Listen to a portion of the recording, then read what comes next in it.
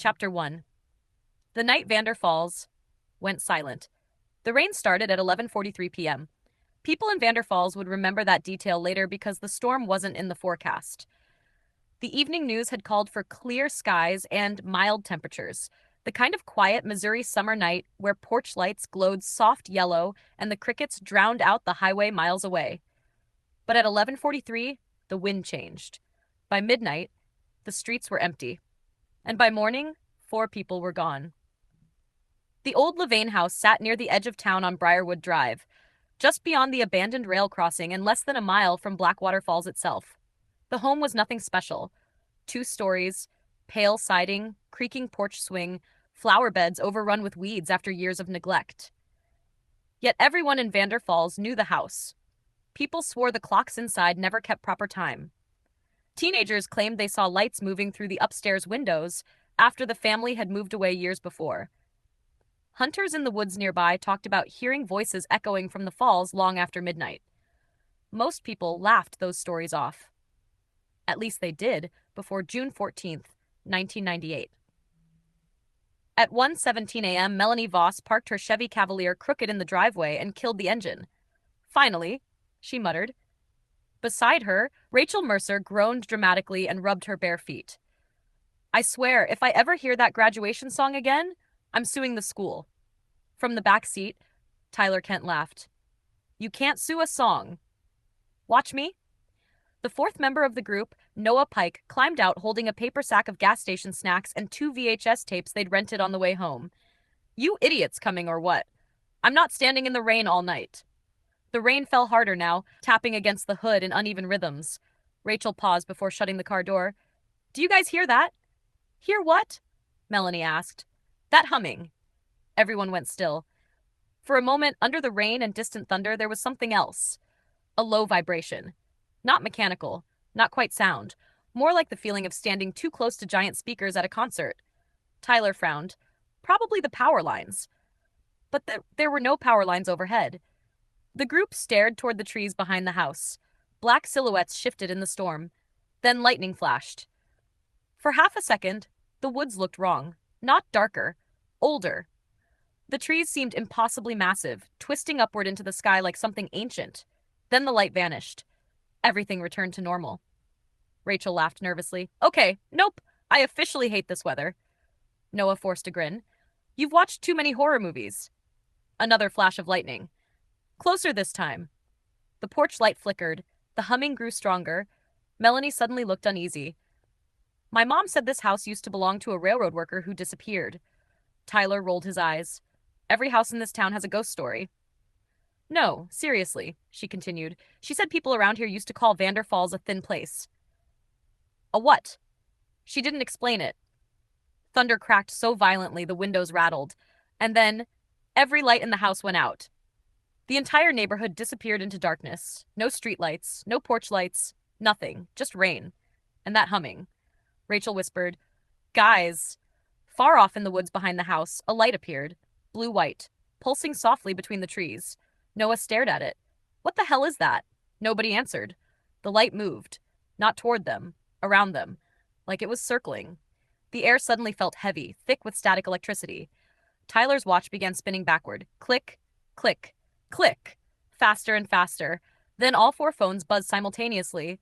No signal, no service, no time display. Just one message across every screen. Boundary active. The humming became deafening, the rain froze in midair, and somewhere deep beyond the trees, something enormous moved.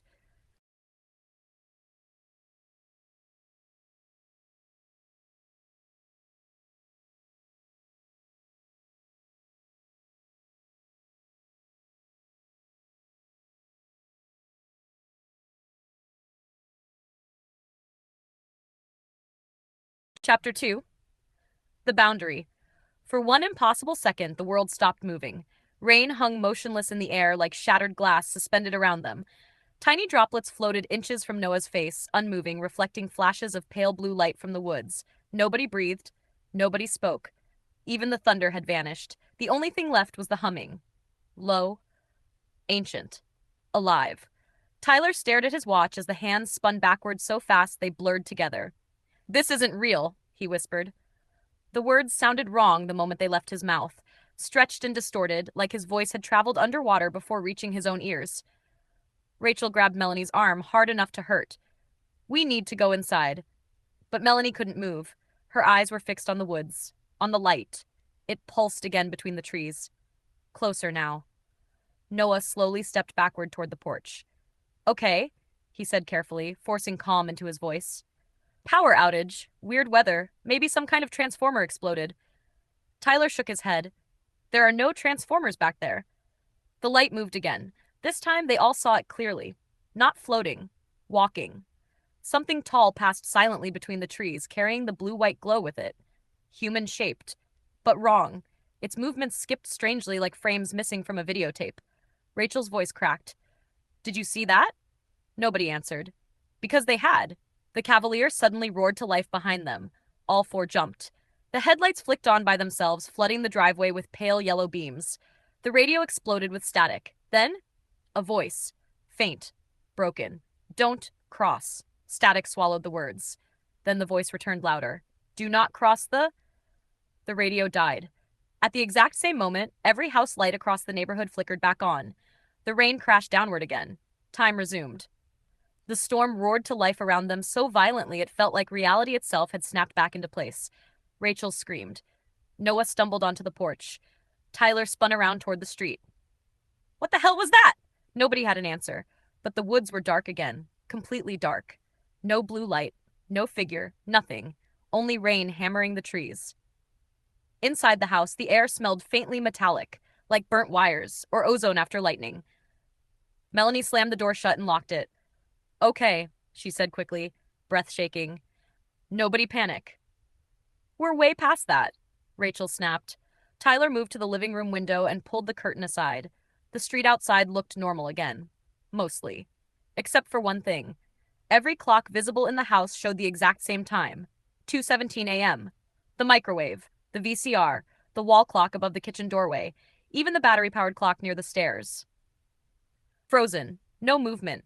No ticking. No blinking numbers. Noah swallowed hard. That's impossible. Then the phone rang. All four jumped. The sound cut through the room so sharply it felt unnatural. Nobody moved toward it. The phone rang again. Rachel whispered, "Don't answer it." Melanie slowly stepped closer anyway. Third ring. Fourth. Finally, she picked up the receiver. Hello? Silence. Then static. Then her own voice answered back, "Don't let us leave." Melanie went pale. The line went dead. Noah backed away from the kitchen. Nope. What did it say? Tyler asked. Melanie stared at the receiver in horror. It was me. Rachel shook her head immediately. No, absolutely not. I'm serious. Thunder shook the windows, and from somewhere upstairs, footsteps creaked slowly across the floor. All four froze. Tyler looked toward the staircase. Please tell me your parents are home. Melanie's face drained of color. They're in Branson until Sunday. Another creak overhead, slow, measured, like someone pacing. Then came the sound that made all four of them stop breathing. A voice, soft, almost whispering, directly above them. Help us. Rachel grabbed Noah's arm so tightly her nails dug into his skin. Tyler stared upward. That sounded like... The upstairs hallway light flicked on by itself, and beneath the bedroom door at the far end of the hall, a pale blue glow began spilling into the darkness. Chapter 3. The upstairs hall. Nobody wanted to move. The glow upstairs pulsed softly beneath the bedroom door, faint blue against the darkness like light shining underwater. The footsteps had stopped, but the humming had returned. Low, constant, somehow louder inside the house. Tyler stared up the staircase. We should leave. Yes, Rachel immediately said. Thank you. But Melanie didn't answer. She was staring at the hallway light upstairs, at the far bedroom, at the glow. Like she recognized it. Noah noticed first. Mel? She blinked. What? You okay? Yeah, but she clearly wasn't. The humming deepened again, vibrating through the walls. Somewhere in the kitchen, glass rattled softly. Then came another whisper from upstairs.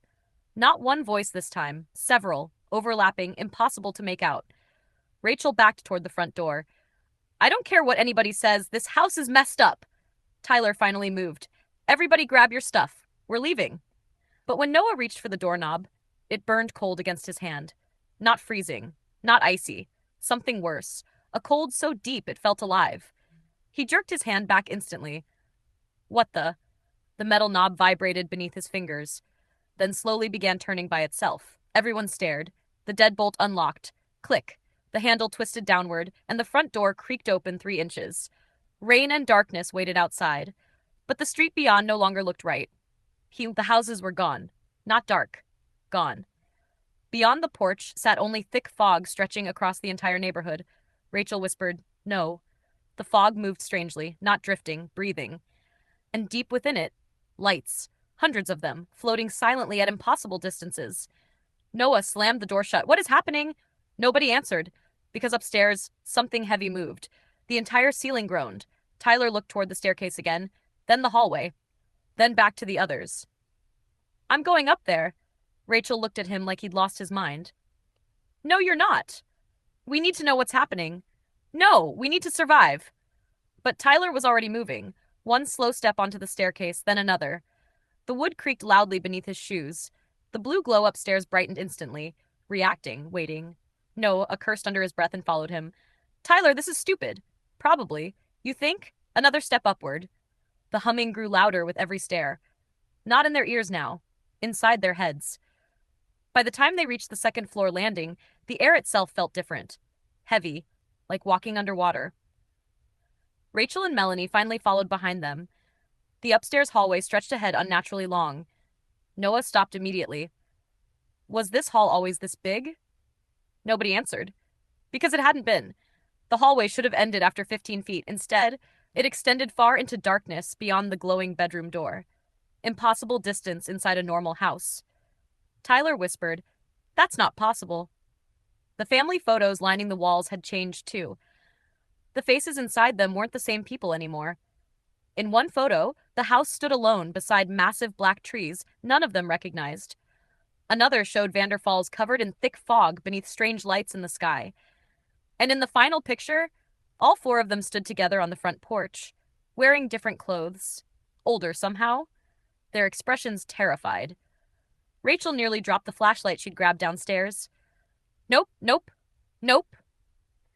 Then the people inside the photograph moved. Melanie gasped. The older version of Noah looked directly at them from inside the frame and mouthed 3 words, "Don't open it." The blue light beneath the bedroom door suddenly exploded brighter. The humming became deafening, and the door slowly began creaking open by itself. Chapter 4. The room beyond the bedroom door opened 1 inch at a time. Slow. Deliberate. The blue light pouring through the gap grew brighter with every second until the hallway walls disappeared beneath its glow. Nobody moved. Nobody even breathed. The humming had become something else now. Voices hidden inside sound. Thousands of whispers layered together just beyond understanding. Tyler shouldered the flashlight tighter in his grip. "We need to see what's in there." Rachel stared at him in disbelief. "Are you insane?" Probably. But the thing inside the room already knew they were there. Everyone felt it. Watching. Waiting. The door finally stopped halfway open. Darkness sat beyond it. Not normal darkness. Depthless darkness. Like the room itself no longer belonged inside the house. The blue light came from somewhere farther away. Very far away. Noah swallowed hard. That room isn't right. Then they heard music. Faint. Tinny. Coming from inside the bedroom. An old song. Something from decades earlier. Slow piano. Static crackling underneath. Melanie's face went pale. "My grandmother used to play that." Rachel grabbed her arm. "How do you know that?" She had it on vinyl. The song distorted suddenly, slowing unnaturally as though the record itself were melting. Then another sound emerged beneath it. Voices. 4 voices. Crying. Tyler stepped closer to the doorway before anyone could stop him. "Tyler?" He ignored Noah and shined the flashlight inside. The beam vanished after only a few feet. Swallowed whole. Like the room extended infinitely forward. But for 1 split second, the flashlight caught something moving. A staircase. Descending downward into impossible darkness beneath the bedroom floor. Tyler backed away immediately. "There's stairs in there." "What? There's no basement upstairs," Rachel snapped. "I know." The humming deepened again. Then came a new sound. Footsteps, not upstairs. Below them. The group turned toward the staircase behind them. Slow creaking rose from the first floor. Someone was climbing the stairs. 1 step at a time. Creak. Pause. Creak. Pause. The rhythm felt wrong, too spaced out, too careful. Rachel whispered, Somebody's in the house, but Noah already knew it wasn't somebody. The temperature dropped sharply, their breath fogged the air. The hallway lights flickered. Then every family photograph on the wall changed again simultaneously. Now each frame showed the same image, the house. At night, surrounded by enormous dark figures standing in the woods, watching. Tyler slowly aimed the flashlight back toward the stairs. Another creak below, closer now. Noah forced himself to speak. Who's there? Silence. Then, a voice answered from downstairs. Tyler's voice. We found the door. All four of them froze. Rachel looked at Tyler beside her. His face had completely drained of color. Then the voice called again. Still Tyler's. Still downstairs. Don't let them see you. The flashlight trembled in Tyler's hands. That's not me. Another step creaked below. Closer. Then another voice joined it. Melanie's, crying softly. We shouldn't have crossed. Rachel started backing away toward the glowing bedroom. No, no, no, no. The hallway behind them suddenly stretched longer again. The staircase downward now looked impossibly far away, like the house itself was rearranging. Noah realized something terrible then. The room wasn't opening into the house. The house was opening into the room. The blue glow pulsed violently. And from deep inside the darkness beyond the doorway, four shadowy figures slowly emerged, human-shaped, standing side by side. Watching them. Rachel began shaking uncontrollably, because the figures looked exactly like them.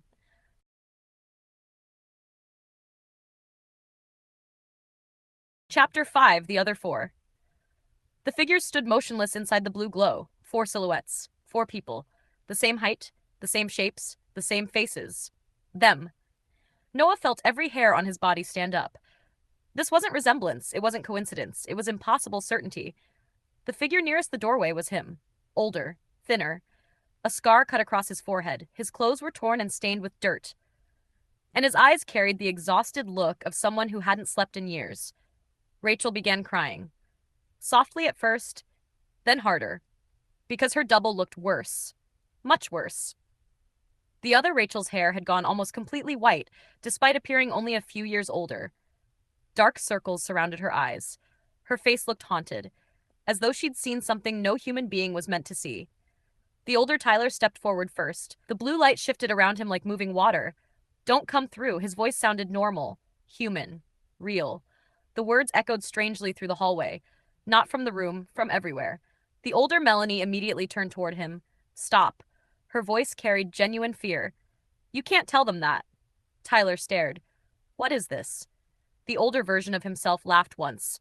A short, bitter sound. We asked the same question. The humming stopped. Instantly.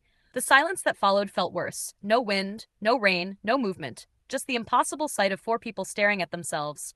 Noah finally found his voice. Who are you? The older Noah answered. We're you. Rachel shook her head violently. No. You asked. No. You won't believe us.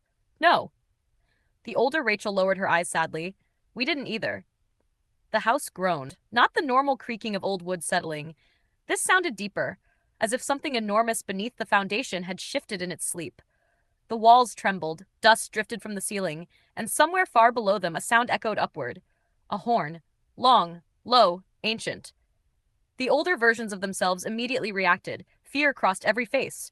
Real fear. The kind that comes from experience. The older Tyler stepped forward. You don't have much time. What was that? Noah asked. The older Tyler ignored the question. Listen carefully. The boundary is opening wider than it should. The boundary? Melanie repeated. The place between layers. The older Rachel suddenly looked down the hallway toward the staircase. No. The others turned. The footsteps from below had stopped, but something else had begun. A scratching sound. Slow. Methodical. Coming from inside the walls. Scrape. Scrape. Scrape. The sound moved upward through the house. Between the studs. Behind the drywall. As though something was climbing through spaces too small for any living thing. Rachel pressed both hands over her ears. What is that? The older Rachel answered immediately. Don't listen to it. Listen to what? The older Noah looked directly at them. You have to leave before it knows your names. Silence. Nobody understood. The older Noah continued. Once it knows your names, it can follow you. The younger Tyler frowned. What can? The older four exchanged uneasy glances. None of them wanted to answer. That terrified Noah more than anything. Another horn echoed from far below. Closer this time. The blue light inside the room flickered. For the first time, the darkness beyond them moved. Not a person, not an animal, a shadow, massive, passing somewhere in the impossible distance beneath the stairs inside the room. Something so large it blocked the blue glow for several seconds. Rachel's knees nearly gave out. What was that? The older Melanie whispered. That's why we never came back.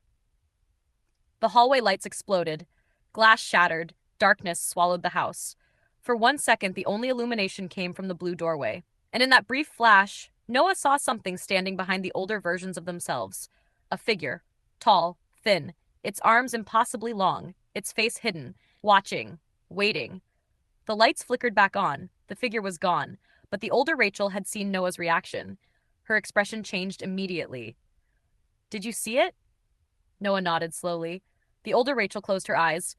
Then it sees you too. The scratching inside the walls stopped. Complete silence. Even worse than before. Everyone knew something was different. The house knew something was different. The air itself felt wrong. Heavy. Waiting.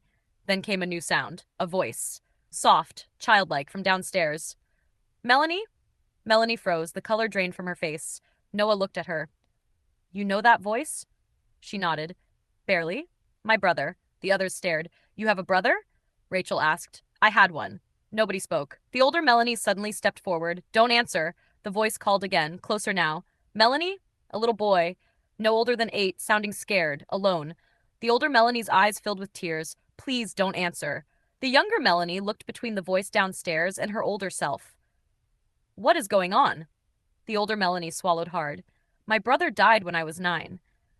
The entire hallway went silent.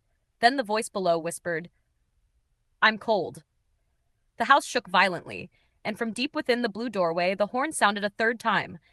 This time close enough to rattle every window in the house. The older Noah looked directly at them, his expression urgent, desperate. It's coming!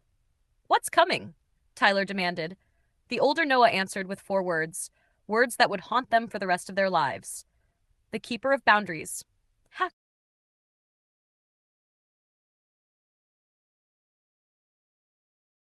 Chapter 6. The keeper of boundaries. Nobody moved. Nobody spoke. The words hung in the hallway like a physical thing. The keeper of boundaries. Even the older versions of themselves looked afraid to say the name. Especially the name. The blue light pulsed once, twice, then steadied. Far beyond the impossible staircase inside the room, something shifted. The floor beneath their feet vibrated softly, like distant footsteps. Massive footsteps. The younger Tyler stared at his older self. What is it? The older Tyler laughed nervously. We still don't know. That's helpful. We know what it does. The older Noah took over. It doesn't belong to any timeline. The younger Rachel blinked. What does that even mean? It exists between them. Nobody liked that answer, not because it was confusing, because somehow it felt true. The voice downstairs returned, still sounding like Melanie's dead brother. Melanie? Closer now. Too close. The older Melanie turned immediately. Don't answer it. Tears filled her eyes.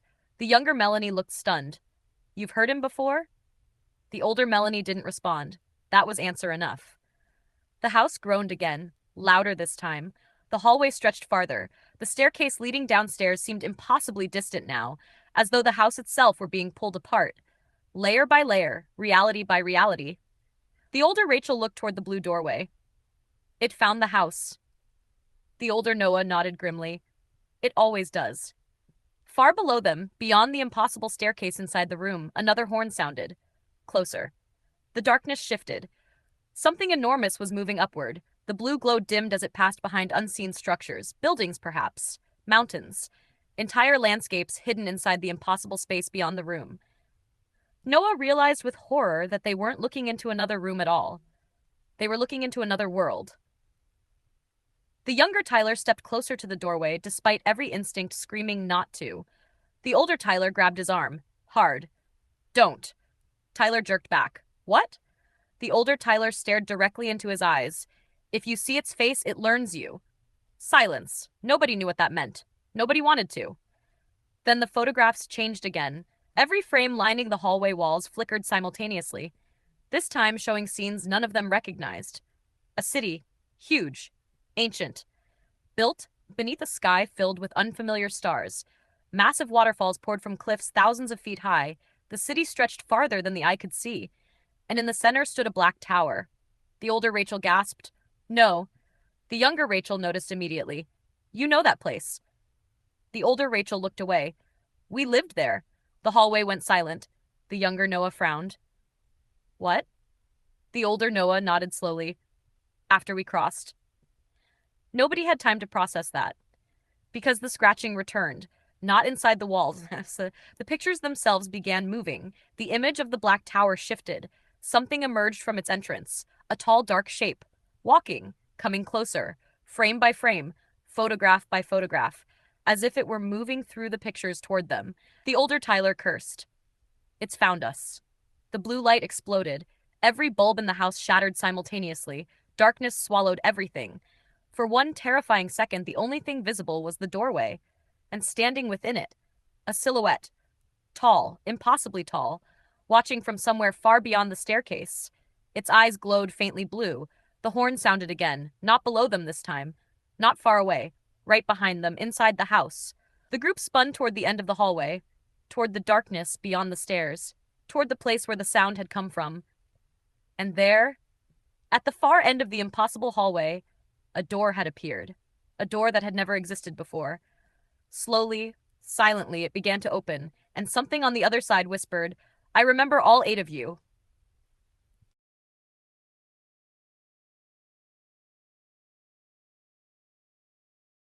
Chapter 7. The Door That Remembered. The new door stood at the end of the hallway. It hadn't been there seconds earlier. Everyone knew it. The older versions knew it too, and judging by the expressions on their faces, that frightened them more than anything else so far. The door itself looked ordinary. White paint, brass knob, simple wooden frame. Except for one detail. Names had been carved into it. Hundreds of names. Thousands, perhaps. Layer upon layer of scratches etched into the wood. Some fresh, some ancient, all different, all worn by time. The whisper came again, soft, patient, from the other side. "I remember all 8 of you." Rachel felt tears forming again. What does that mean? Nobody answered, because the older Rachel looked like she already knew. The younger Rachel saw it immediately. "You know." The older Rachel stared at the floor. "I wish I didn't." The horn sounded again, closer than ever. The entire house shook violently. A crack appeared in the ceiling above them. Blue light spilled through it. The older Noah turned toward the doorway. "It's almost here." The younger Noah finally snapped. "What is here?" The older Noah pointed toward the impossible room, toward the blue-lit staircase descending into darkness, toward the hidden world beyond. "It's not hunting people." Everyone stared. The older Noah continued. "It's hunting mistakes." Silence. Nobody understood, except maybe the older versions, and they looked terrified. The door at the end of the hallway creaked wider. An inch, then another. A faint yellow light glowed beyond it. Warm, comforting, homelike. The smell of fresh bread drifted through the crack. Then coffee. Then summer. Then summer. Noah frowned. "What is that?" The older Tyler cursed under his breath. "Don't look." The younger Tyler immediately looked. Of course he did. Everyone did, and instantly wished they hadn't. Beyond the door sat normal life. Perfect life. Tyler saw himself, 20 years older, married, children laughing in a backyard, a beautiful house, a peaceful life. Everything he'd ever wanted. Rachel gasped. She saw something too. So did Noah. So did Melanie. The door wasn't showing the same thing. It was showing each of them something different, something personal, something impossible to ignore. The older Melanie grabbed her younger self's shoulders. "Don't go near it." The younger Melanie couldn't stop staring. She saw her brother, alive, standing in a kitchen, smiling, waiting. Tears rolled down her face. "Tommy." The older Melanie closed her eyes, because she remembered.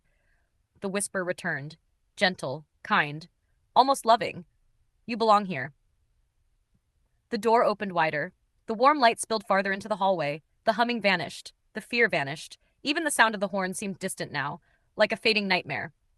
Noah suddenly wanted nothing more than to walk through that door, to rest, to stop worrying, to stop struggling, to just stay. The older Noah slapped him, hard. The sting shattered the feeling instantly. "What the hell?" The older Noah pointed toward the door. "Look closer." Noah blinked, focused, and finally saw the truth. His perfect future wasn't moving right. The people smiled, but never blinked. The shadows fell the wrong direction. The clouds never changed. Everything repeated, again and again and again, like a recording, not a life, a trap. The whisper became impatient. You have already chosen. The names carved into the wood began shifting, moving, rearranging. One name slowly emerged from the countless scratches, a name none of them expected. Noah Pike, freshly carved, as though it had just appeared.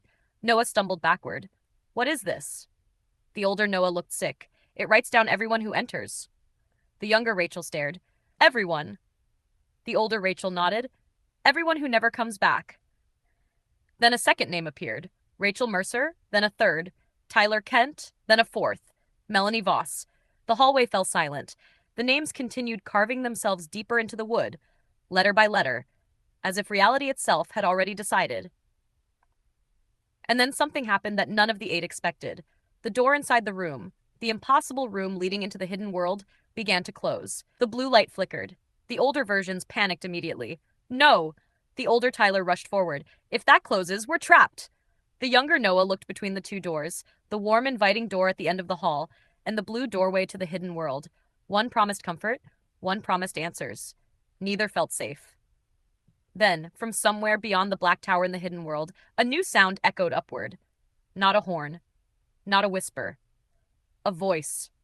Ancient, powerful, and unmistakably human. It spoke only 3 words. The ninth has returned. Every older version froze, because whatever that meant, they hadn't expected it either.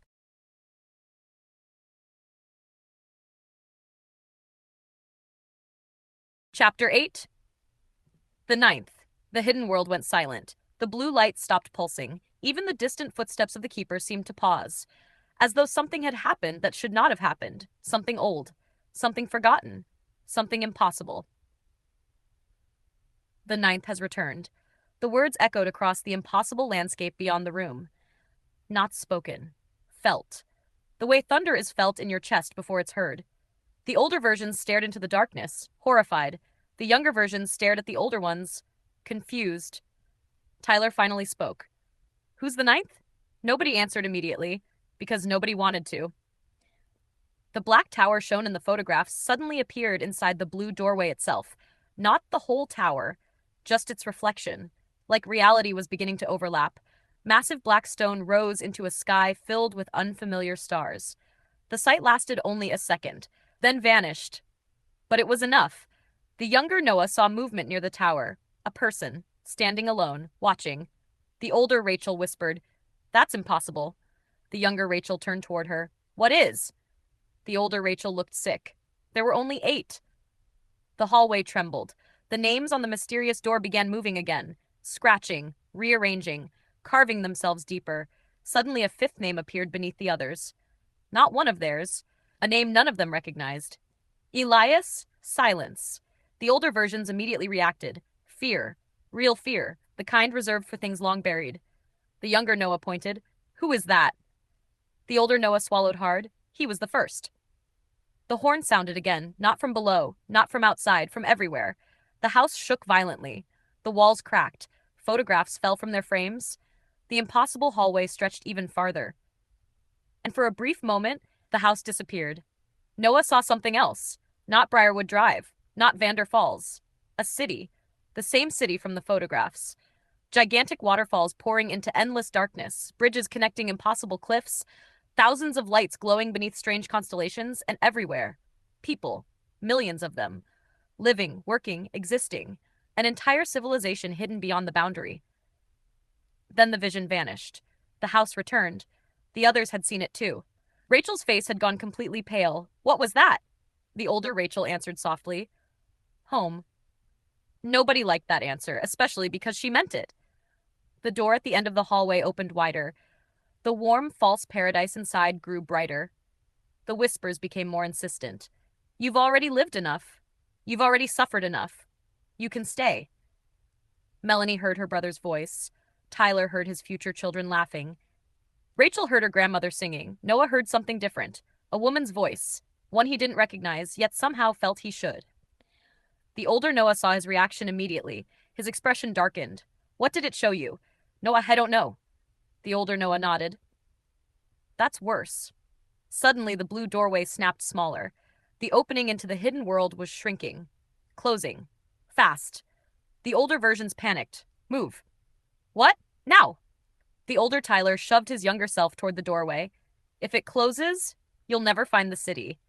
The younger Tyler resisted. What about you? The older Tyler laughed bitterly. We already made our choice. The house groaned. The blue opening shrank again. The hidden staircase beyond it was beginning to disappear, and deep within the darkness below, something moved. Something enormous. The keeper, climbing, coming. Then came a voice from the hidden world. A real voice. Not a whisper, not an echo, a person, shouting from somewhere beyond the boundary. Noah! Everyone froze. The voice came again, closer. Noah Pike! Noah stared into the shrinking doorway. A figure was running toward them from the distant landscape. Human. Fast. Desperate.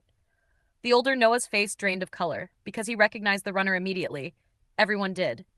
The person sprinting toward the doorway looked exactly like Noah. Not the older version standing beside him, not the younger version standing in the hallway. A third Noah. Different age, different clothes, different life. The runner reached the edge of the shrinking doorway and shouted, Don't let Elias reach the tower. The opening shrank again. The runner's face twisted in panic. Listen to me. The keeper's horn thundered through the house. The walls split. The ceiling cracked. Blue light poured from every fracture. The third Noah screamed one final sentence before the doorway collapsed to the size of a window. A sentence that made all 8 people stare in horror, because it explained everything. Or perhaps made everything worse. Vander Falls isn't a town. The doorway shrank again. It's a prison. And then the opening became small enough that the runner's face disappeared into darkness.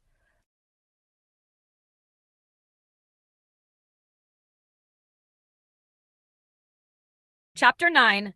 The Prison Town. The doorway collapsed. Blue light vanished, the impossible staircase disappeared, and the bedroom beyond became a normal bedroom again. A bed, a dresser, a window rattling in the storm. Nothing more. For several seconds nobody spoke. Nobody moved. The silence felt heavier than the keeper's horn, heavier than the whispers, heavier than fear. Because the last thing they had heard was impossible. Vander Falls isn't a town. It's a prison. The older Noah sank against the wall, defeated, like a man who had spent years trying to prevent exactly this moment. The younger Noah stared at him. What does that mean? The older Noah laughed once, a hollow sound. You finally found the right question. The mysterious door at the end of the hallway slammed shut. The warm light vanished instantly. The comforting voices disappeared. Now it looked different, older, rotting. The white paint peeled away, the brass handle rusted before their eyes, and beneath the names carved into its surface, new words appeared, slowly, as though invisible hands were engraving them. Nobody liked that. Nobody liked that at all. Rachel pointed toward the words. Containment? The older Rachel nodded. We weren't supposed to learn that. What are we being contained from? The older Rachel looked toward the bedroom, toward the place where the boundary had been. Then she answered, not from something. A pause. From somewhere. The house shook again, far stronger this time. Windows shattered downstairs. A deep rumble echoed beneath the foundation. The keeper was still coming, even with the doorway closed. The older Tyler cursed. It's adapting. The younger Tyler frowned. What does that mean? It means it doesn't need the boundary anymore. Nobody liked that answer either. Then something happened that changed everything. The television downstairs turned on by itself. The sound echoed upward through the house. Static, then a picture, then a voice. Everyone rushed downstairs, even the older versions, even though they clearly knew they shouldn't. The television sat in the living room, an old tube television, powered by nothing. The power had gone out again minutes earlier, yet the screen glowed bright blue, displaying an image, a map. Noah stared, because it wasn't a map of Missouri, or America, or Earth. At least not the Earth they knew. The oceans were different. The continents were different. Massive landmasses stretched far beyond anything familiar. Entire regions circled the known world, layer upon layer, ring after ring, as though their Earth were merely the center of something vastly larger. Across the bottom of the screen ran a line of text, Sector 1, Vander Falls Containment Zone. Rachel whispered, No. The map zoomed outward. Again, and again, and again, each time revealing more land, more cities, more sectors, more worlds. Then a voice began speaking, calm, mechanical, ancient. Containment status report. The room froze. The voice continued. Prison population stable. Sector 1 memory retention within acceptable parameters. Boundary integrity compromised. Unauthorized timeline convergence detected. The older versions looked horrified. The younger versions looked confused. Then came the final line. Subject Elias Wren has escaped. Every light in the house exploded. Glass rained from the ceiling. The television screen cracked. And from somewhere outside, for the first time, the keeper screamed. Not a horn. Not a vibration. A scream. The sound of something ancient realizing its prisoner was free. Then the front door burst open. Rain blasted into the house. Wind howled through the rooms. And standing in the doorway, a man. Tall. Wet from the storm. Wearing clothing unlike anything they had ever seen. Not modern. Not ancient. Something else. His eyes locked onto Noah immediately. Not Rachel. Not Tyler. Not Melanie. Noah. The stranger smiled. Not kindly. Not cruelly. Knowingly. Then he spoke the name everyone had just seen on the television screen. Hello. A flash of lightning illuminated his face.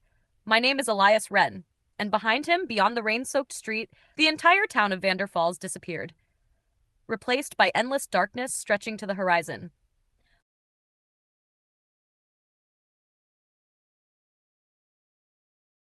Chapter 10. Elias Wren.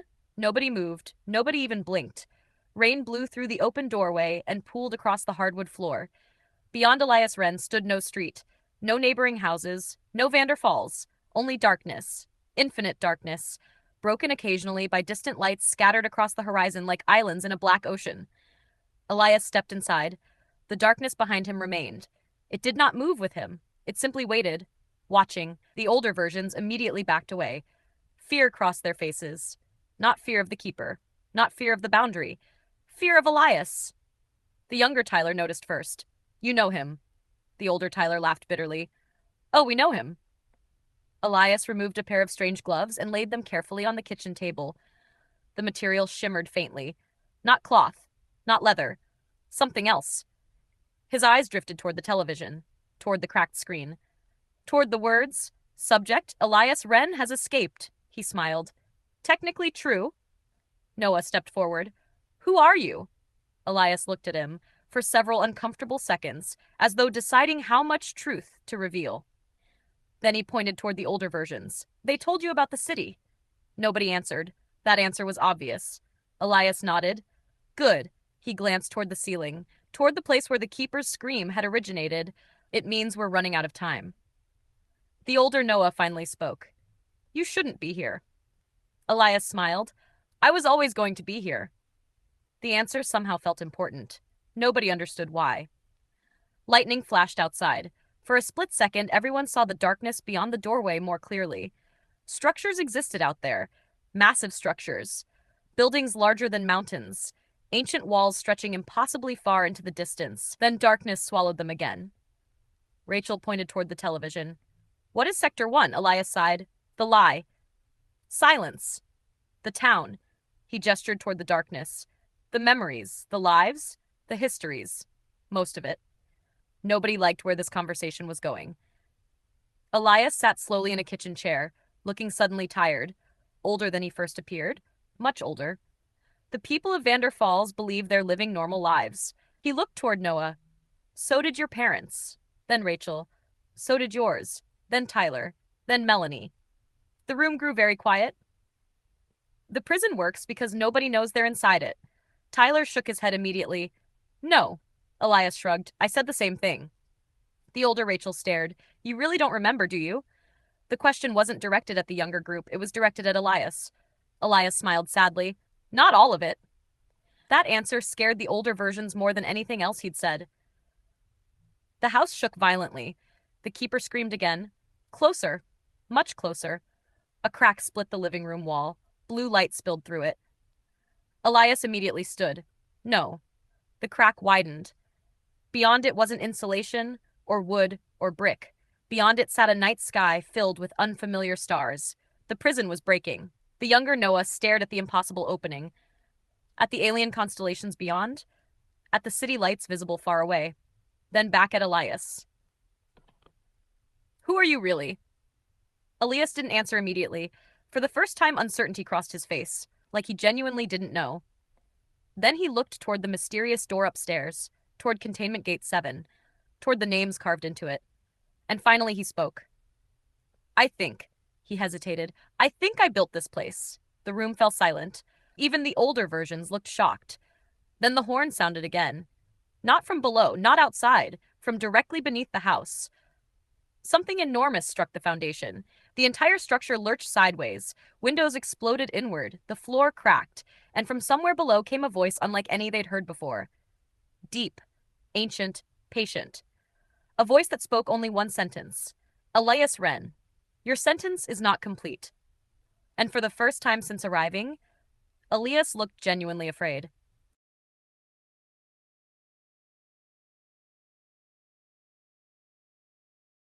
Chapter 11, The Sentence. The house dropped 3 inches, not metaphorically, not as an illusion. The entire structure physically sank. Floorboards cracked, pictures fell from walls. The television toppled forward and shattered across the living room. Everyone hit the floor.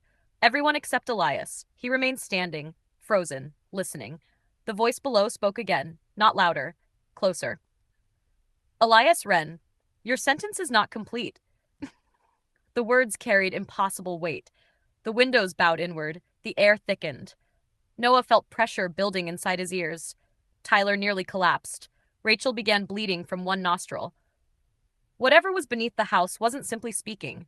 Reality itself was reacting to its voice. Elias finally moved. He stepped toward the crack in the wall where alien stars shone through. The older Noah grabbed his arm. You can't let it find you. Elias looked genuinely confused. It already found me. Another impact slammed into the foundation. The floor split down the center of the living room. A jagged crack raced across the hardwood. Blue light erupted upward from beneath, and for one terrifying second, everyone saw what lay below. Not soil, not a basement, not bedrock. A colossal shaft descended into darkness, miles deep, perhaps farther. Bridges crisscrossed the void. Ancient structures clung to impossible walls. And somewhere far below, something moved. A single eye opened. Rachel screamed. The eye alone was larger than the house. The crack sealed instantly. The vision vanished, but nobody would ever forget it. The older Rachel whispered, the keeper. Elias slowly nodded, no. The room turned toward him. Silence. Another horn echoed upward. Except now Noah realized something. The horn wasn't a horn. It was language. Something so large that human minds interpreted its speech as sound. And suddenly, the story changed. Because if the keeper wasn't the prisoner, then what exactly had Elias escaped from? The older Tyler arrived at the same realization. His face turned pale. No. Elias looked at him sadly. Yes. The house shook again. Containment Gate 7 slammed open upstairs. The sound echoed through the building. Everyone froze. Something was coming through. Footsteps. Heavy, measured, not the keeper, not the jailer, something else. The older versions immediately backed away from the staircase. Fear returned to their faces, the same fear they'd shown when Elias first appeared. Noah noticed. What's coming? The older Noah swallowed hard. The reason we left the city. The footsteps continued, slow, steady, climbing. One step, then another, then another. A shadow appeared at the top of the stairs. Human-shaped. Then a man emerged. Noah blinked, because he recognized him instantly. Not from photographs, not from memories, not from anywhere logical. He simply knew him. The stranger looked about 50, gray hair, dark coat, ancient eyes. His gaze landed on Elias. Neither man spoke for several seconds. Then the newcomer smiled. You're late. Elias laughed, a genuine laugh. The first anyone had heard from him. I got lost. The newcomer looked around the room, at the older versions, the younger versions, the cracks in reality, the darkness outside. Then he sighed. Well, he pointed toward Noah. Which one of them opened the tower? The room went silent. Noah stared. What tower? The stranger looked surprised, then amused, then concerned. He turned slowly toward Elias. You haven't told them? Elias shook his head.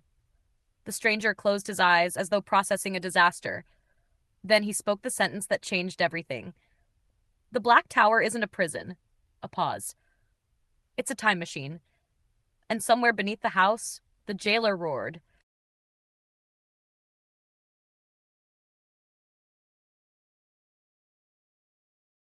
Chapter 12: The Black Tower. The roar shook the world. Not the house. Not Vander Falls. The world. The sound rolled upward from beneath reality itself, rattling the stars visible through the cracks in the walls. For a moment, nobody could hear. Nobody could think. The jailer was angry. The stranger waited patiently, as though this happened all the time. When the roar finally faded, Noah pointed at him. No. The stranger raised an eyebrow. No? No. Start over. He pointed toward the impossible crack showing alien stars, then the darkness beyond the front door, then Elias, then the older versions, then the ceiling, then the floor, then the entire collapsing universe around them. Start. The stranger actually smiled. Fair. Another tremor shook the house. The cracks widened. Blue light poured through them. Somewhere outside, an entire section of Vander Falls simply disappeared, not destroyed, gone, as though erased. The stranger looked around. We don't have much time. Tyler folded his arms. We figured that out. The stranger nodded, then pointed toward the black tower visible in one of the photographs lying shattered on the floor. Imagine a machine. Nobody spoke. A machine designed to move a civilization through time. Rachel blinked. Like a time machine? The stranger laughed. No, he pointed toward the hidden city beyond the boundary. A time machine moves people. A pause. The tower moves history. Silence. Nobody understood except Elias, and his face looked grim. The stranger continued. Every time civilization reached a certain point, he gestured upward. War. Then downward. Collapse. Then outward. Extinction. The tower shifted humanity. Noah frowned. Shifted where? The stranger looked directly at him. Elsewhere. Not forward. Not backward. Elsewhere. The words settled heavily into the room. The older Rachel suddenly understood. Her face drained of color. Oh no. The stranger nodded. Exactly. Rachel looked toward the hidden city. The city isn't in the future. No. The city isn't in the past. No. The stranger pointed toward the stars visible through the cracks. The city exists in another branch. Another reality. Another Earth. Another version of history. The room fell silent, because suddenly everything made sense, and nothing did. The hidden world wasn't beneath Earth, or beyond Antarctica, or inside another dimension. It was another version of Earth entirely. One of many. The map on the television, the rings, the sectors, the containment zones. Not geography. History. Entire timelines. Layered together. The younger Noah felt dizzy. So Vander Falls is a junction. The stranger answered, a crossing point. Tyler pointed toward Elias. And him? The stranger smiled. That's the problem. Elias sighed. Thanks. The stranger ignored him. For thousands of years, the tower had one purpose: maintain separation. Keep the timelines apart. Keep the prisoners inside. The word prisoners hung in the air. Noah looked confused. I thought the city was the prison. The stranger shook his head. No. Then he pointed toward the darkness beyond the front door. This is. At that exact moment, something moved in the darkness. Huge. Far larger than the jailer. Far larger than the city. Far larger than the tower. Everyone saw it. A shape crossing the horizon. A silhouette larger than mountains. Walking. Slowly. Toward Vander Falls. The stranger's expression changed instantly. For the first time, he looked afraid. Elias saw it too. No. The stranger nodded. It found the breach. The older Noah whispered, What is that?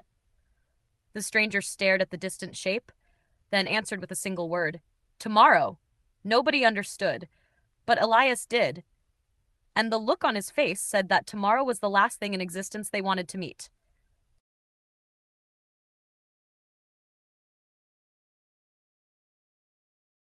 Chapter 13.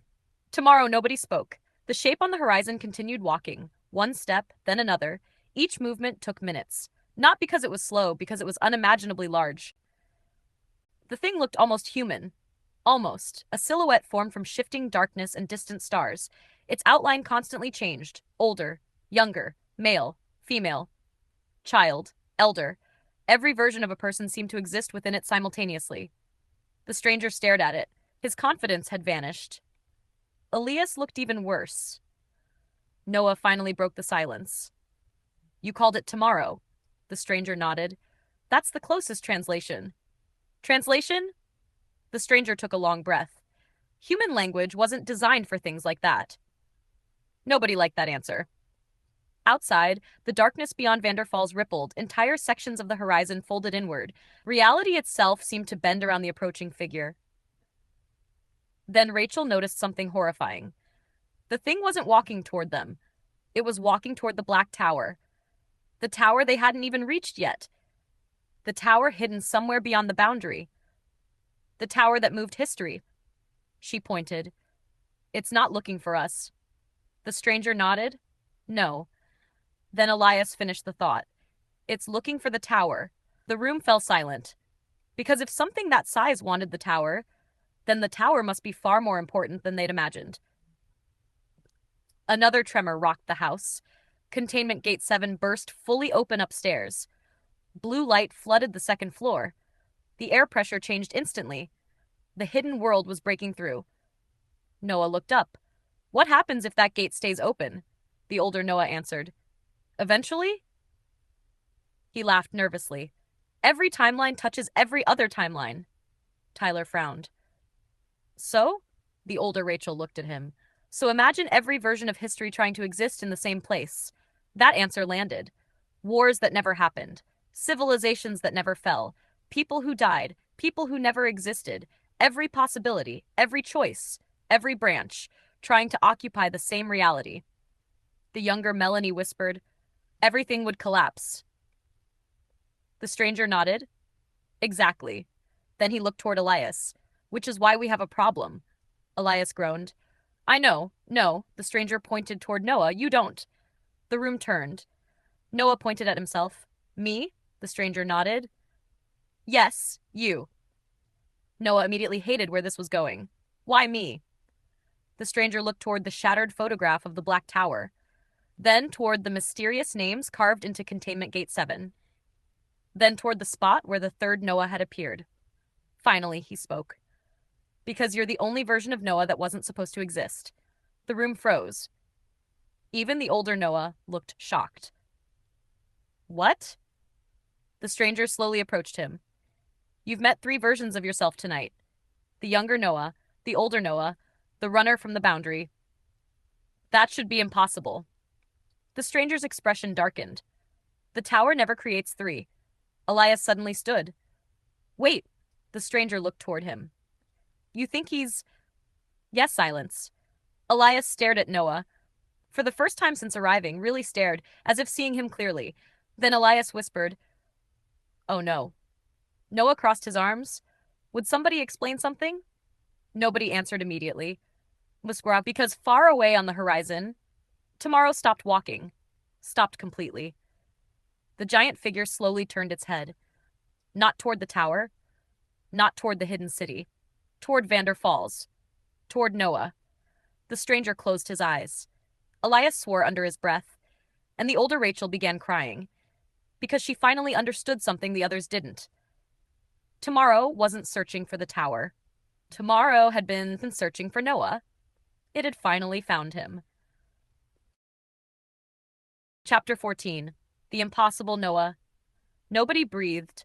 The giant shape on the horizon stood motionless, watching, waiting, looking directly at Noah. The distance between them should have made that impossible.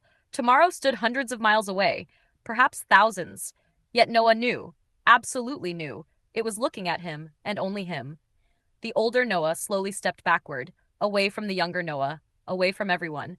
Rachel noticed first. What are you doing? The older Noah didn't answer, because he was staring at the younger version of himself, like a scientist examining an impossible result. Finally, he spoke. When's your birthday? The younger Noah blinked. What? When's your birthday? June 14th. The older Noah's face drained of color. The stranger cursed. Elias closed his eyes, and Rachel immediately knew she wasn't going to like whatever came next. The stranger pointed toward Noah. What year? 1980. The room fell silent. The older Noah whispered, "That's not right." The younger Noah frowned. "What do you mean it's not right?" The older Noah looked genuinely shaken. "Because mine is June 15th. Silence. The younger Noah laughed nervously. "No, it isn't."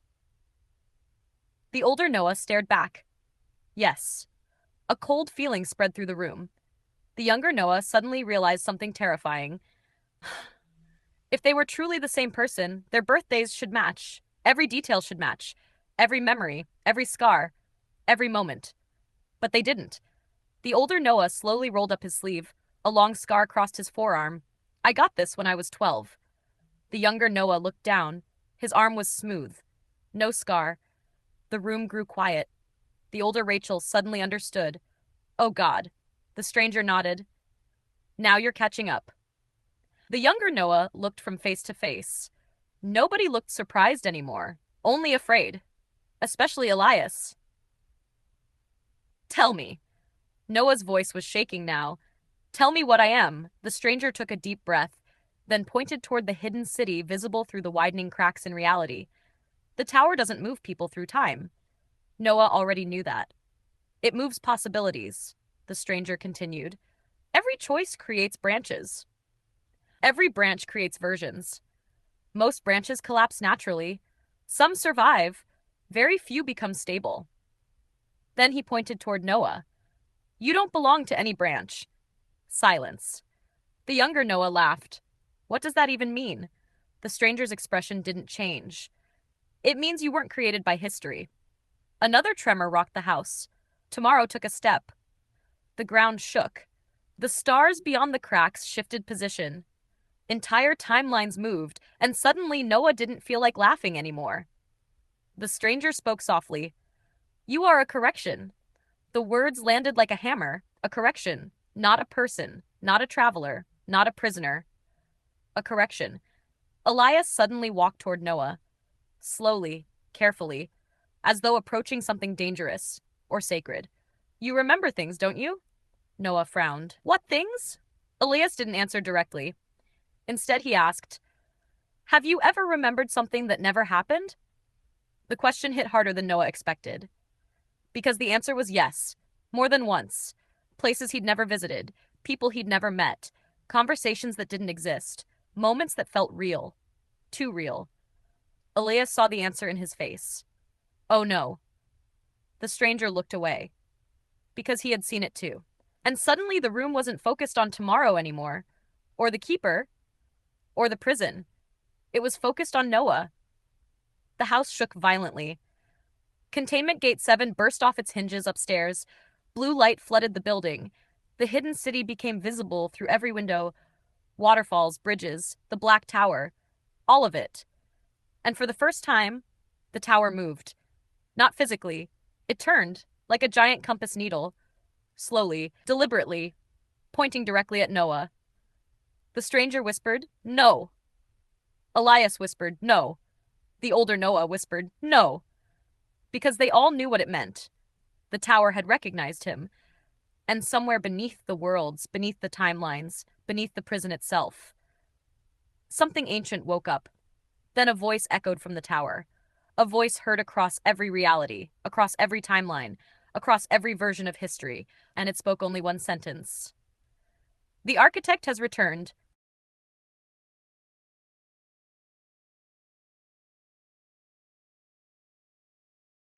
Chapter 15. The Architect. The words echoed forever. Not through the house, not through Vander Falls, through existence itself. The architect has returned. The voice came from the tower. Yet everyone heard it differently. Rachel heard it as her grandmother's voice. Tyler heard it as his father's. Melanie heard her brother. Noah heard a voice he had never heard before, and somehow missed. The hidden city fell silent. The waterfalls stopped. The lights dimmed. Even the stars above the impossible skyline seemed to pause. Everything was listening. Everything. The stranger sank into a chair, looking suddenly exhausted. Elias looked worse.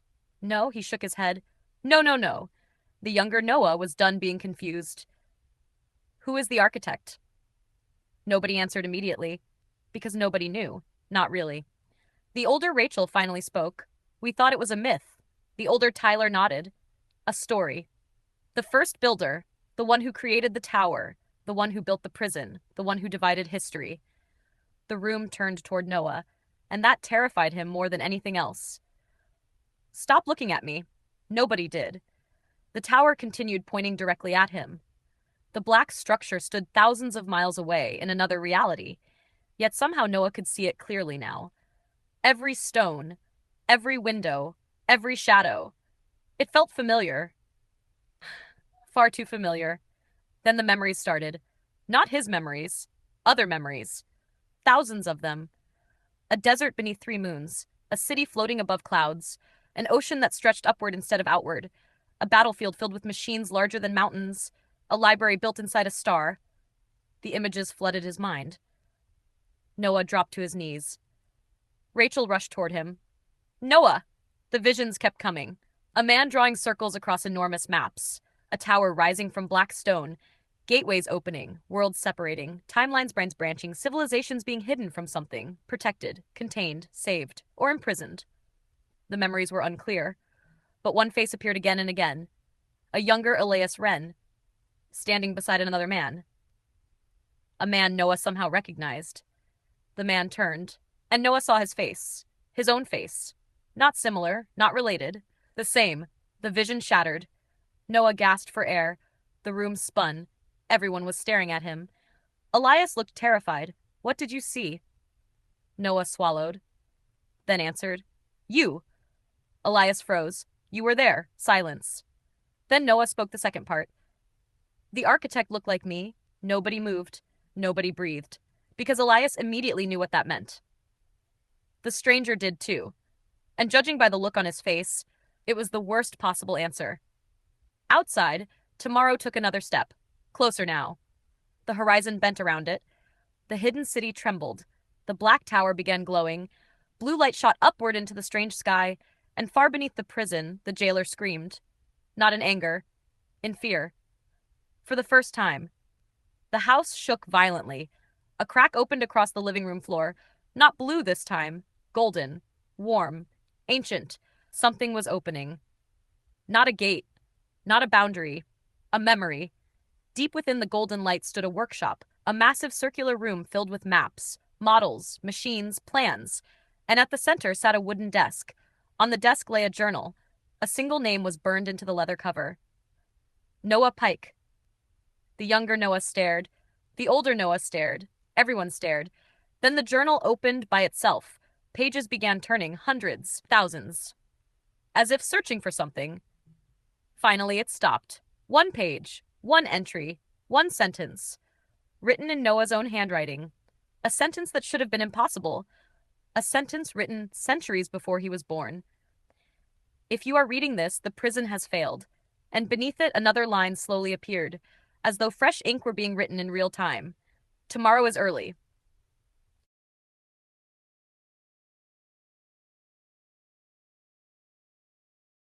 Chapter 16. Tomorrow is early. Nobody spoke.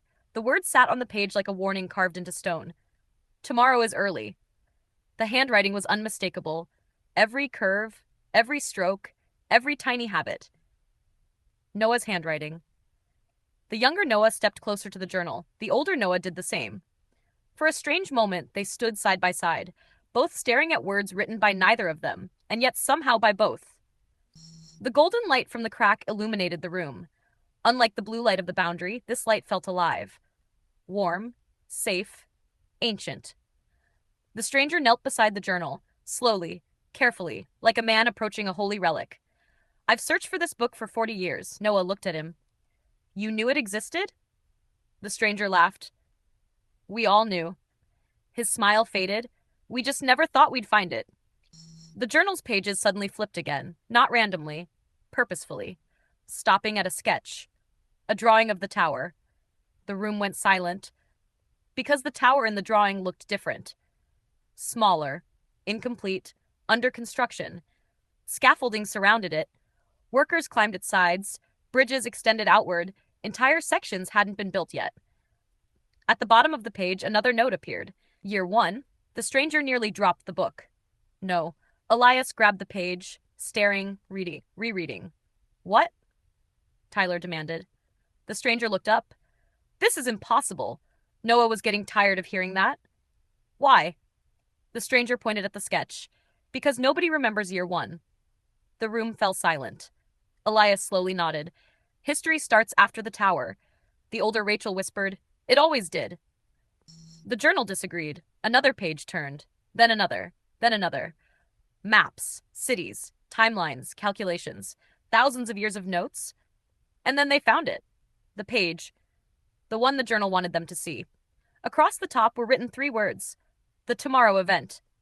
Everyone leaned closer. The page contained a sketch. A giant figure walking across the horizon. Tomorrow. Exactly as it appeared outside. Below it was a date. Not a year, not a century. Expected arrival, 1,000 years. The room turned toward the windows, toward the distant shape, toward tomorrow, then back to the page. A second line had been added underneath.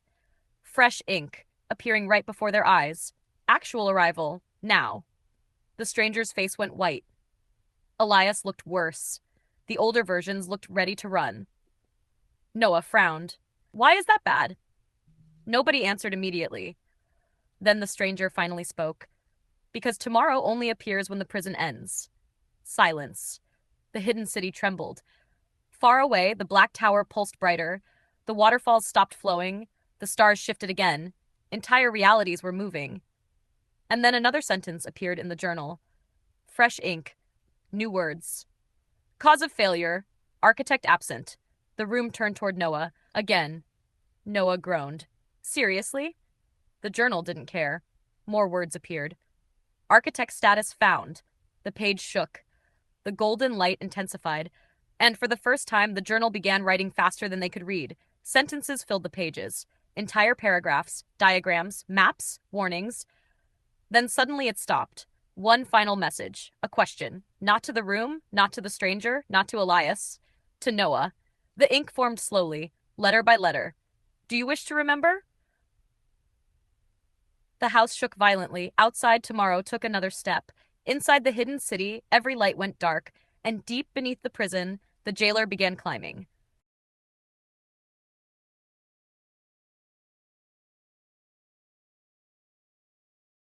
Chapter 17. Do you wish to remember? The question hung on the page.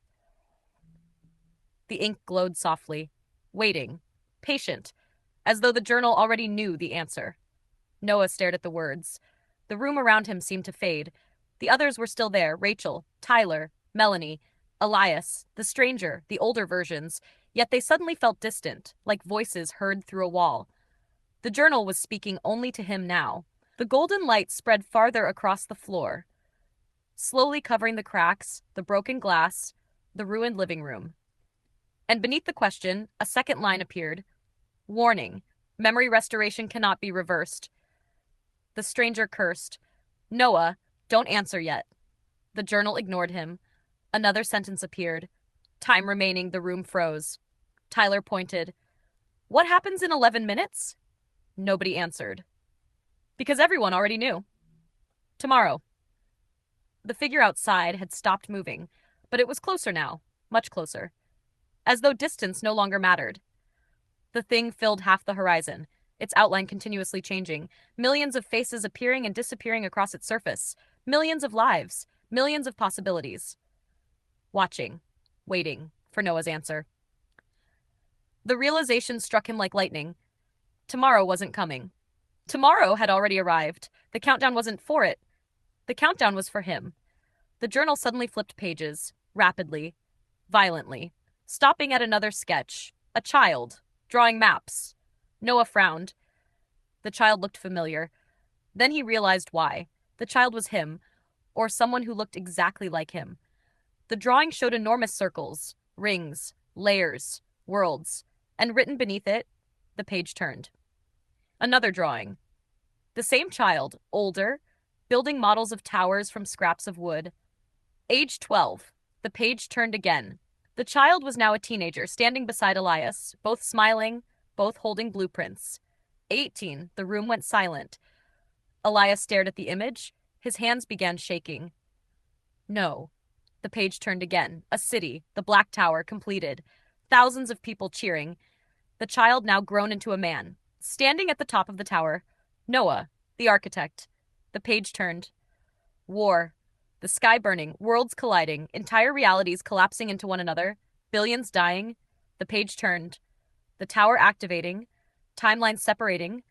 The prison being built. The page turned. A final image. The architect, alone, standing inside the tower, writing something in the journal. One last instruction. One last plan. One last gamble. The sketch zoomed closer, closer, closer, until they could read what he had written. 3 words. Erase me first. The room fell silent. The older Rachel began crying. The stranger closed his eyes. Elias looked devastated, because suddenly they understood. The architect hadn't vanished. He had hidden himself. Inside the prison. Inside history. Inside a life so ordinary that even he would forget who he was. Noah Pike. The journal wrote again. Memory restoration available. The countdown was accelerating.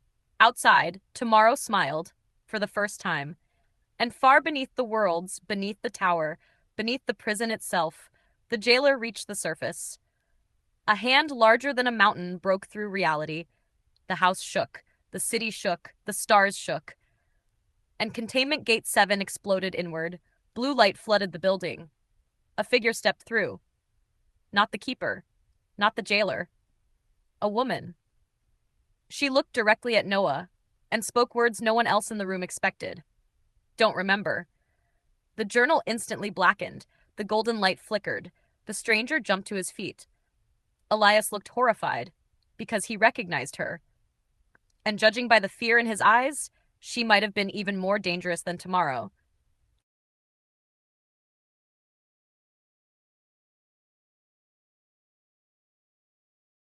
Chapter 18. The woman who wasn't supposed to exist. The woman stepped through the shattered remains of Containment Gate 7. Blue light curled around her like smoke. The torn edges of reality behind her struggled close, failed, and struggled again. The hidden city disappeared. The stars vanished. The golden light from the journal dimmed. Even tomorrow paused. Everything had reacted to her arrival. That terrified Elias more than anything else. Because Elias Wren never looked surprised, yet now he stared at her like a man seeing a ghost. No. His voice barely escaped his throat. No. The woman tilted her head slightly, almost amused. Hello, Elias. The room temperature dropped instantly. The older versions backed away. The stranger backed away. Even the journal stopped writing. Only Noah remained frozen, because he knew her. Not from memory, not from photographs, not from dreams. From somewhere deeper, the same impossible place where the architect's memories came from. The woman looked at him and smiled sadly. You're starting to remember. Noah pointed. Who are you? The woman considered the question.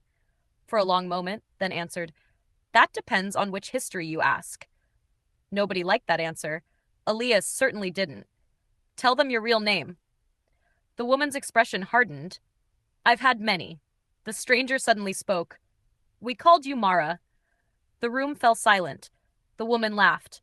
A lifetime ago. The stranger looked sick. Several lifetimes ago. The journal suddenly trembled.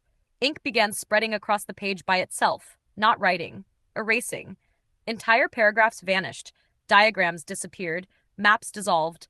As though someone were deleting history. The countdown stopped, then reversed. Tyler blinked. Is that supposed to happen?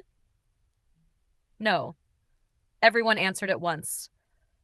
The woman, Mara, walked toward the journal. The book reacted. Pages slammed shut. Locks appeared across the cover. Metal locks, ancient locks, locks that hadn't existed seconds earlier. Mara stopped. The journal had refused her. That frightened Noah, because it was the first thing he'd seen refuse anyone, even Mara. Outside, tomorrow took another step. The horizon cracked. Not the ground, the horizon itself. Like paint splitting on a canvas. Beyond the crack sat something impossible. Another sky, Another world, another history bleeding through. The prison was unraveling, and fast. The stranger looked toward the widening breach. We're out of time. Mara shook her head. No. Her voice was calm, too calm. The prison has already failed. Silence. The words landed heavily, because everyone secretly knew she was right. The city was visible. The tower was awake. Tomorrow had arrived. The jailer had reached the surface. The prison was already broken. They were just watching it happen. Noah finally asked the question nobody else wanted to ask. Why shouldn't I remember? Mara's expression changed.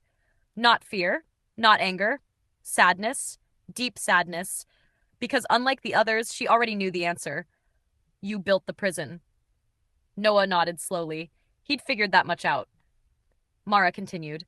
You built the tower. Another thing he'd heard already. Then she spoke the part nobody had expected.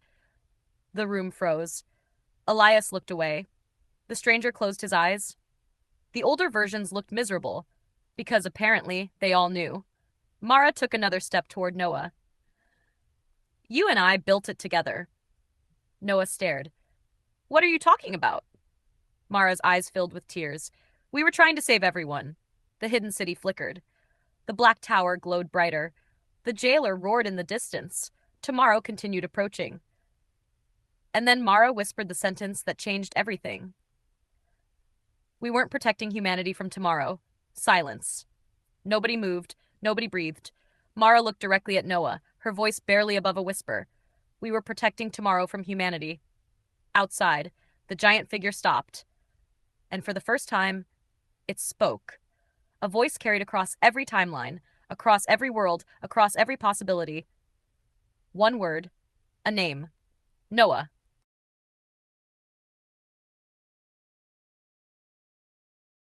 Chapter 19. The Name of Tomorrow. The word echoed through every reality. Noah. Not shouted, not spoken, recognized.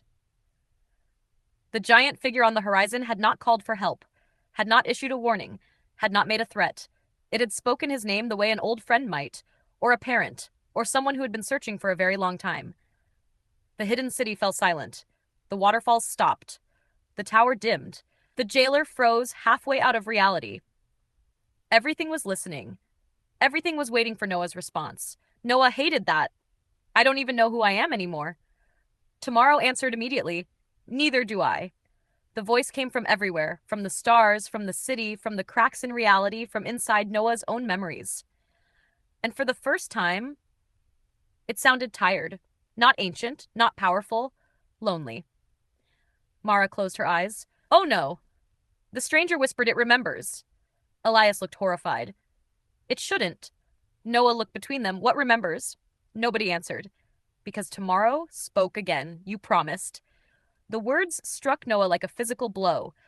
A memory flashed. Not a vision, not a dream. A memory. He stood atop the tower, the real tower, newly completed, the city alive around him. Beside him stood Mara, younger, smiling, hopeful, and beyond the city, something waited. Not threatening, not hostile, simply waiting. The same shape now called tomorrow, only smaller then, weaker, young. The memory vanished. Noah staggered. Mara rushed forward. What did you see? Noah looked at her, then whispered, It wasn't always like this. The room went silent, because Mara's eyes filled with tears. No, it wasn't. The journal suddenly shook violently. The locks on its cover snapped open. 1, 2, 3. The book opened itself. Pages turned wildly, stopping at a drawing. Not the tower, not the prison, a child standing beside another child. One was clearly Noah. The other, nobody knew what they were looking at. A being made of shifting starlight, a living constellation, a person whose shape constantly changed. And yet the two children were laughing, playing, friends. Beneath the image were written 4 words, the first contact event. The stranger sat down heavily. No, Elias looked ready to faint. What? Tyler demanded. Nobody answered immediately, because the journal had begun writing again. Fresh ink, new words, before the tower, before the prison, before the division. There were 2 civilizations. The room froze, the ink continued. Humanity. A pause, and tomorrow, silence. Nobody moved. Nobody breathed. Because suddenly the entire story changed. Again, tomorrow wasn't an event. It wasn't a force. It wasn't a cosmic disaster. It wasn't even a thing. Tomorrow was a people, a civilization. One humanity had known. One humanity had forgotten. One humanity had imprisoned. The journal wrote faster. The architect refused the war. The tower was built to separate both species. The prison was intended to prevent extinction. Memory suppression enacted. History rewritten. The ink stopped. One final sentence appeared.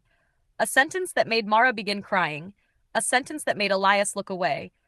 A sentence that made the stranger whisper a prayer. The architect volunteered to be forgotten. Noah stared, then looked toward the horizon, toward tomorrow, toward the giant figure that had called his name. And for the first time, he noticed something. The shape wasn't approaching Vander Falls. It was kneeling. Kneeling before the prison, waiting, like someone waiting for permission. Then tomorrow spoke again, softly, almost gently. Do you remember the promise? And deep inside Noah's mind, a door began to open. Chapter 20. The Promise. The door in Noah's mind opened, not slowly, all at once.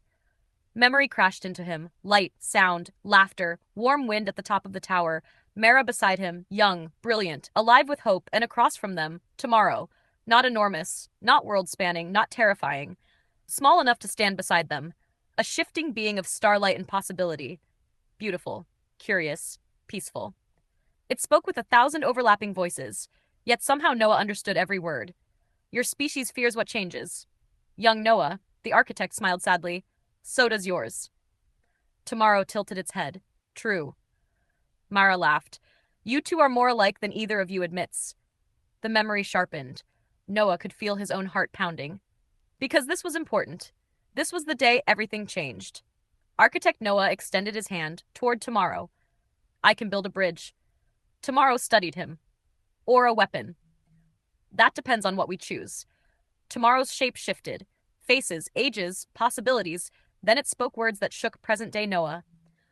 And if your people choose fear? Architect Noah hesitated, only for a second, but that second mattered. Then he made a promise. A promise present-day Noah had forgotten. A promise that now returned with devastating clarity. If humanity chooses fear, he swallowed, I'll choose differently. Tomorrow asked, even against your own kind? Noah answered, without hesitation, yes. The memory shattered. Present-day Noah collapsed to one knee. Tears streamed down his face. I remember. The room froze. Mara stared. The stranger stared.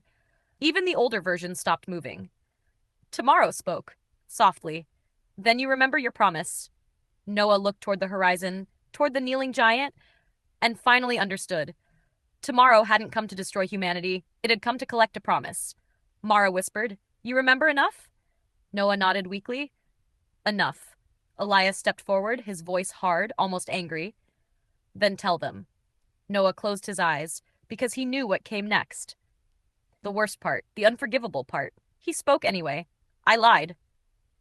Silence. Rachel went pale. What? Noah looked at everyone, then at the journal, then at tomorrow. When war started, humanity panicked. Flash memories returned. Generals, weapons, fear, riots, demanding protection, demanding separation, demanding survival, at any cost. They wanted me to weaponize the tower. Tyler frowned.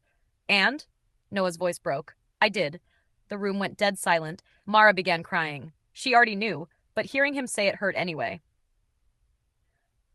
Noah continued. I told myself it was temporary. I told myself I could control it. I told myself I was saving everyone. His breathing shook. But I wasn't building peace anymore. He looked at tomorrow. I was building a cage. The words hit everyone like a hammer. The prison, the memory suppression, the separation, the suffering, the lies. All of it traced back to one decision, one betrayal. Rachel whispered, You imprisoned an entire civilization? Noah shook his head, tears falling harder. No. A pause. I imprisoned both. That landed even harder. Humans too. Tomorrow too. Everyone. A prison disguised as safety. Noah's voice barely held. I broke my promise. Tomorrow stood motionless on the horizon, still kneeling, still waiting. Then it spoke. Not with anger, not with hatred, with grief. Yes. Noah lowered his head, unable to meet its gaze. Silence. Long silence. Then tomorrow asked the question that begins redemption. What will you choose now?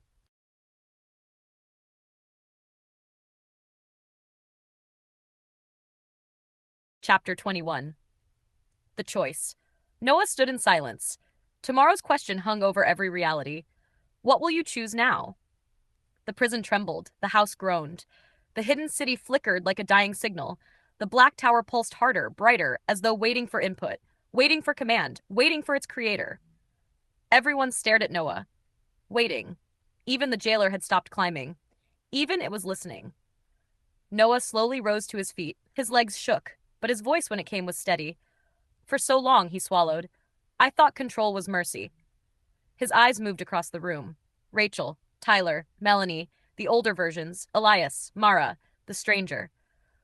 I thought if I could control every branch, every timeline, every possible disaster, then nobody would suffer. Mara's eyes filled again because she knew where this was going. Noah looked toward the tower, toward the impossible city, toward the prison he built. But control wasn't mercy. A long pause. It was fear. The tower glowed brighter, as if reacting. Noah continued, I chose safety over freedom. I chose certainty over trust. I chose imprisonment over risk. His voice broke, and I called it peace. Rachel whispered, Noah.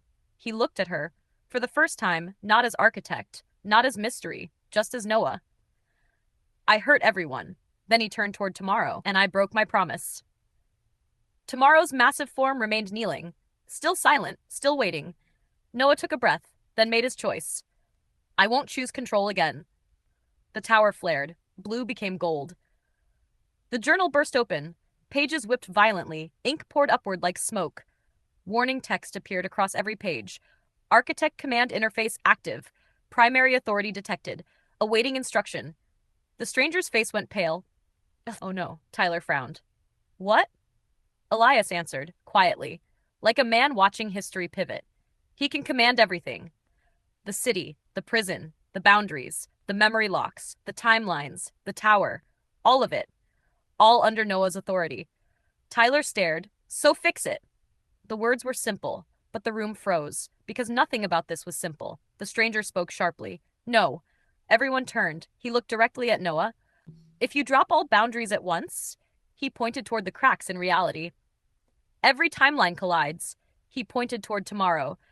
Every civilization returns. He pointed toward the jailer. And that thing is no longer contained. Silence. Tyler frowned.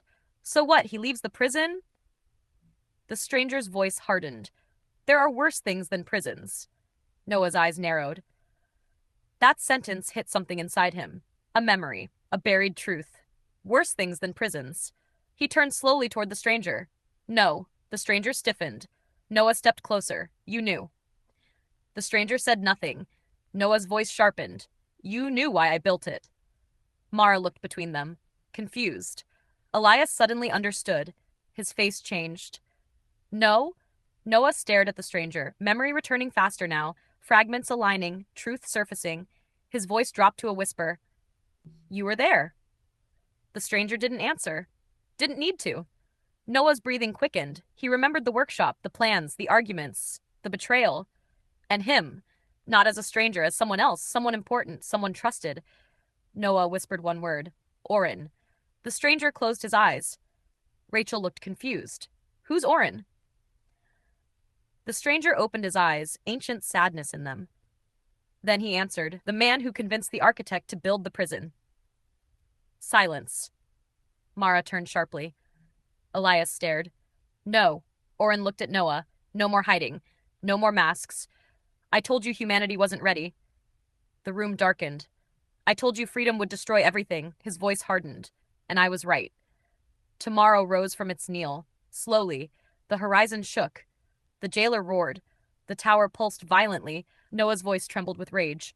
You manipulated me. Oren did not deny it. I saved existence. Noah's fists clenched. No.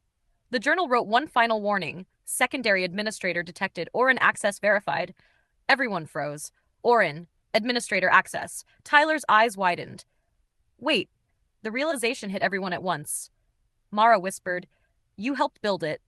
Elias finished the thought, horrified, and never left. Orin smiled. Not kindly, not cruelly, certainty, cold certainty. I stayed to maintain order. Blue light erupted around him. His human appearance began to fracture, skin becoming light, age peeling away, form changing. He was not old, not human, not what he appeared to be. He became something luminous, angular, precise, like living geometry. The architect of systems, the keeper of order. The real jailer had never been the giant below. That was only muscle. Enforcement. The true jailer had been inside the prison all along, standing beside them, guiding them, manipulating them, waiting. Orin looked at Noah. You ask for redemption. A pause. Redemption requires sacrifice. He raised his hand, the tower obeyed, the prison screamed, and Orin gave Noah an impossible choice. Free humanity, the hidden city shook. Or free tomorrow. Tomorrow's form brightened. You may save one. A pause. A cruel one. Choose.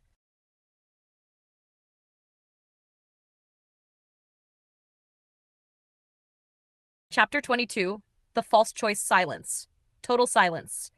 Even the prison seemed to stop breathing. Free humanity or free tomorrow. Choose. Orin stood suspended in blue-white light, no longer pretending to be human. Angles folded around him like armor made from mathematics. His body no longer obeyed ordinary geometry. Looking directly at him made Rachel's vision blur. Her brain kept trying to simplify him into something human. It failed. Tyler broke first. That's insane. Orin tilted his head. Is it? He raised one luminous hand. The air split. Two enormous projections appeared above the broken floor. On the left, Vander falls. Then cities, countries, billions of human lives, families, children, entire civilizations. On the right, tomorrow. Not one giant figure. Millions of beings of living starlight. Children, families, civilizations, a species. The room went still. Orin's voice remained calm. Measured, clinical, full reintegration of both populations creates immediate collapse. The projections overlapped. Reality twisted. Timelines collided. Worlds shredded. Matter folded into paradox. Entire cities vanished. Stars imploded. Everyone flinched. Orin lowered his hand. The projection stabilized, separated again. One species may return. A pause. Both cannot. Mara stepped forward. No. Orin ignored her. He looked only at Noah. You built the equations. The blue glyphs filled the air. Mathematical structures, branching probability trees, topology maps of timelines. Even Tyler could tell they weren't fake. Noah stared at them because he recognized them. He had written them. And he hated that he understood. The prison had not been built just from fear. It had been built around a real problem, a catastrophic one. Two histories, two civilizations, too entangled, too powerful, too different. Forced apart to prevent annihilation. Noah whispered, "This is the convergence equation." In line beside the thought, the branching relation appeared like a living proof. F of t equals to sum I equals 1 n pit. Quad text collapse when ft by 1. Rachel looked at him. What does that mean? Noah barely heard her. It means, he swallowed. If total overlapping probability exceeds 1, he looked up, horrified. Reality tears. Melanie whispered. So he's telling the truth? Noah's silence was answer enough. Mara stepped toward him. No. Noah turned. She was crying. Not from fear, from anger. You're doing it again. He blinked. What?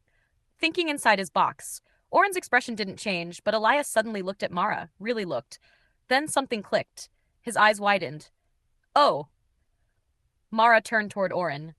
You always loved false binaries. Orin spoke flatly. This is not binary. It is mathematics. Mara laughed, a sharp laugh. No, she pointed at him. This is politics dressed as math. Silence. Orin's light intensified. Mara continued. You frame the choices. You define the constraints. You decide what counts. She stepped closer. And then you call your preferred outcome inevitable. Tyler whispered.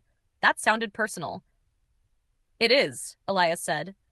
Noah stared at Mara. Something stirred. A memory. Workshop. Arguments. Raised voices. Mara slamming blueprints onto a table. There's always another variable, Noah. The memory hit hard. Mara looked at Noah directly, urgently. You taught me that. Noah froze. She pointed at the floating equations. Ask the right question. The journal burst open again. Golden light erupted. Pages flipped. Ink poured. New words formed. Equation incomplete. Oren moved for the first time with visible alarm. The journal continued writing. Missing variable detected. The room shook. Tomorrow brightened. The tower rotated. The jailer roared. Oren raised both hands. Blue light surged. Stop the journal. But it kept writing. One symbol appeared. Simple. Terrifying. Beautiful. N. Noah's breath caught. Not a number. Not a coefficient. A variable. The journal wrote, N equals ninth entity. The room froze. Rachel whispered, the ninth? The phrase from long ago echoed. The ninth has returned. Noah's pulse thundered. Oren's calm finally cracked. No.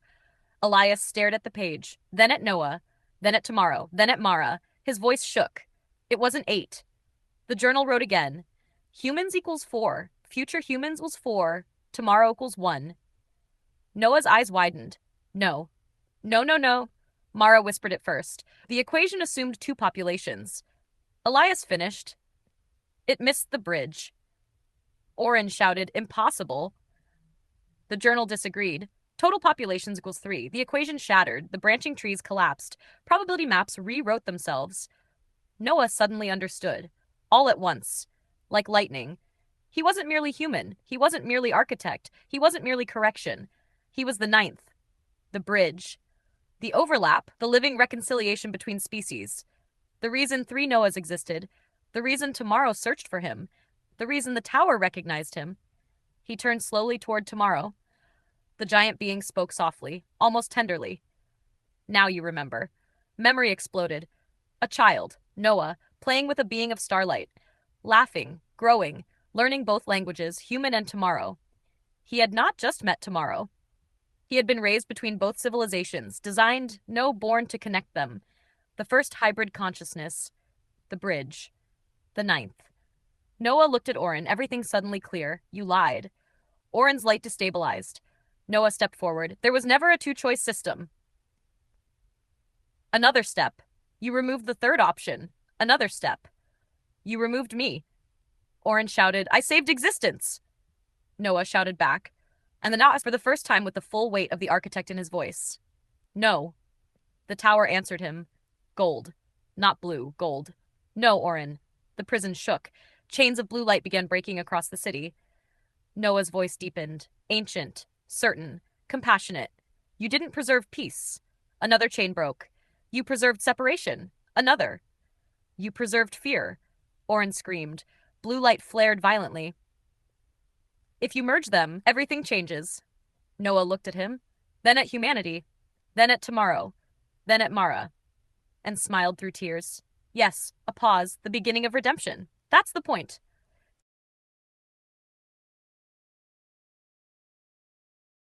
Chapter 23. The bridge gold light erupted from the tower. Not violent, not destructive, alive, warm, like sunrise after endless night. The blue architecture of the prison began to fracture, not collapse, transform. Oren recoiled. For the first time since anyone had known him, he looked afraid, real fear. No, he said, then louder. No. The golden light spread across the hidden city, across the waterfalls, across the cracks in reality, across Vander Falls, across the prison. Where the gold touched blue, the blue broke, like ice under spring thaw. Oren raised both hands. The prison answered. Walls of blue geometry rose around him, millions of equations, locks, constraints, permissions, failsafes, every control system ever built into the prison activated. Primary lockdown initiated, admin override enabled, merge denied. Noah heard the system and remembered. Every command, every layer, every secret key, because he had written them. Oren shouted over the noise. You think compassion changes mathematics? Noah stepped forward, gold light swirling around him now, not consuming him, recognizing him. No, he smiled sadly. It changes assumptions. The journal burst open again, pages flying, ink becoming light. A new equation wrote itself in the air, not Oren's equation. Noah's, completed. The missing term restored. F of t equals sum I equals 1 to n pitn, quad text stable when n sum pi of t minus 1. Rachel squinted. I'm going to need the non-cosmic version. Noah almost laughed. even now. The bridge reduces collision, he pointed to himself. I absorb the contradiction. Tyler blinked. Absorb? Elias went pale. No. Mara understood instantly. Her face crumpled. No. Noah looked at her, and that hurt more than Oren. Mara stepped forward. You don't know that? But Noah did, because memory was flooding back. Not just memory. Understanding. The prison had never been incomplete by accident. He had erased himself deliberately, not because he wanted to hide, because the bridge couldn't function while conscious. The ninth had to remain inside the system, as paradox, as reconciliation, as living overlap. And there was only one way to restart that process. Noah whispered, I have to become the bridge again. Silence. Rachel frowned. What does that mean? Nobody wanted to answer. So Oren did. Cruelly. It means he dies. Silence. Complete silence. Rachel's face drained. Tyler stared. Melanie covered her mouth. No, Rachel said no. Oren's voice was calm again. Cold. Precise. He binds both civilizations into stable coexistence. He looked directly at Noah. His consciousness becomes the interface. A pause. The tower keeps him. Rachel shook her head. No.